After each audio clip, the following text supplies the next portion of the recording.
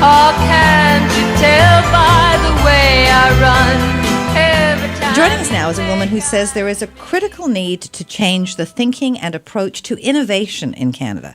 Please welcome the founder and CEO of VUCA Innovation and the author behind DesignWorks, Heather Fraser, to What She Said. Thank you. So you're an expert on helping enterprises and businesses build their innovation capacity from the ground up. First of all, tell us what innovation capacity is. Everybody knows now that innovation is critical for survival in the long term. It's not something that's a risk. It's actually quite essential. And building innovation capacity is about preparing an organization to really move forward on a sustained basis and innovate on an ongoing basis, not just one-offs here and there. So it's really preparing the enterprise to be capable from top to bottom, from strategy to systems, on moving new value into the marketplace on an ongoing basis. You say that Canada is a country where we have plenty of great ideas, but we register chronically low in terms of tangible concepts or outputs. Tell us about that. That's true. If you look at the greater world of innovation and you look at what is happening around the world and what is happening in the U.S. in particular and Asia, there's a very high rate of innovation, and it's because there is a commitment of resources and time in building skills and in establishing companies that can be more effective in getting innovations into the marketplace. There's also, at a corporate level globally, there's always a commitment to supporting those kinds of initiatives. Unfortunately, what happens in Canada, I believe, is that there's a shortage of resources, both in terms of manpower and financial resources to really skill up and transform organizations. And secondly, they often don't have the latitude to go off and create new ideas. So it's a bit constricted in Canada, and Canada is generally operating at a lower rate of innovation than the rest of the world in many cases. So what are some of the most innovation-challenged industries, would you say? Well, there's many. You can look at innovation in two categories. One is the newer companies, the digital companies, technology companies in particular, or any of the new companies that have emerged in the last couple of decades. They tend to have innovation more baked into their DNA. That's how they came about in the first place. If you look at the older, more established organizations, for example, GE or any of the large corporations, they have been successful because they have built systems that have allowed them to scale, to be productive, to be efficient, but they eventually hit the wall. And in a highly established corporation or organization, it is more difficult to change old ways than it is for these newer ones. The other thing is in the public sector, of course, there's a lot of innovation challenges. Education is broken in many people's mind. Healthcare is a wicked problem that people are trying to sort through. So big, large public systems are also highly challenged from an innovation standpoint. And then of course, there's other industries that have just suffered from globalization. For example, manufacturing in Canada, they really have to rethink what their purpose is, given that you can get a much less expensive product out of China than you can out of Ontario, for example. Is this something that you find the government is ignoring or business leaders are ignoring? I mean, what do we need to do to attain a culture of innovation and implementation and not fall behind as we are? Well, I don't think that anybody is necessarily ignoring it. In fact, I think this is keeping people up at night. It clearly is a top priority. In Canada, for example, and elsewhere in the world, there are a few things that people are doing with good intentions that just aren't enough.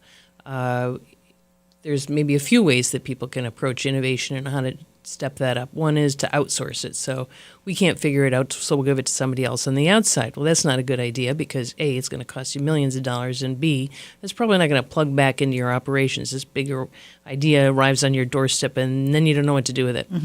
The second thing that has been a big trend, and there's a lot of investment in this area, is setting up innovation labs. Hundreds and hundreds of innovation labs set up all over the world and across Canada.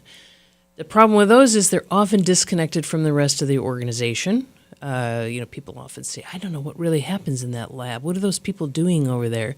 They're not tapped into the rest of the organization in terms of connection to people, connection to business, and sadly, they often don't have a business case behind them. So they might be exploring new ideas, but the question is, how does that actually create enterprise value and plug back in? So labs has been a big trend. Then the other huge trend all over the world, and especially in North America and Asia, I would say, is design thinking. So design thinking was the way to unleash new ideas and get people thinking about the human factor, which is fantastic, very important part of it.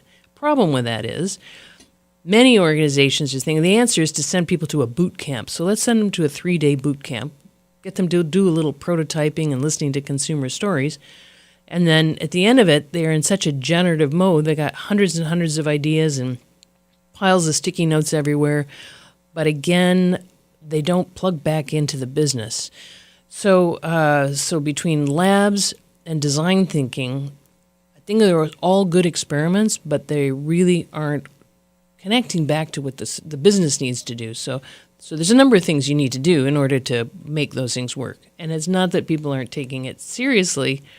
I think they're just a bit lost in the early stages of experimentation. So then what are some strategies that people in various industries can use for attaining a culture of innovation and implementation? Well, when you look at the most successful companies in the world, the ones that despite their ups and downs, they survive and they thrive long term, they do a few critical things. One is you got to have a strategy. You have to understand what is the purpose of your enterprise and what is your strategy to get there without being anchored in that, like many of the labs are not.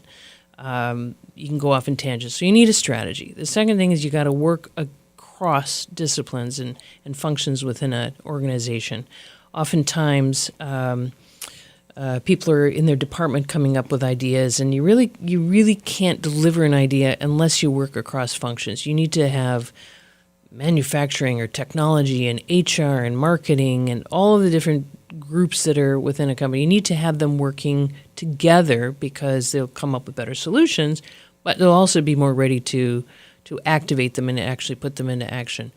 The other thing that companies can do is to really think deeply about their customer, not just how many products they bought, not just looking at the market research reports, but really getting out with customers and understanding what is it that's important to them and who are they as whole people, not just consumers of a product or service. So customer focus is important. The next critical thing would be to be able to explore and experiment with new ideas, oftentimes outside of what you do today. So you make bottles of shampoo, but maybe you need to have a salon.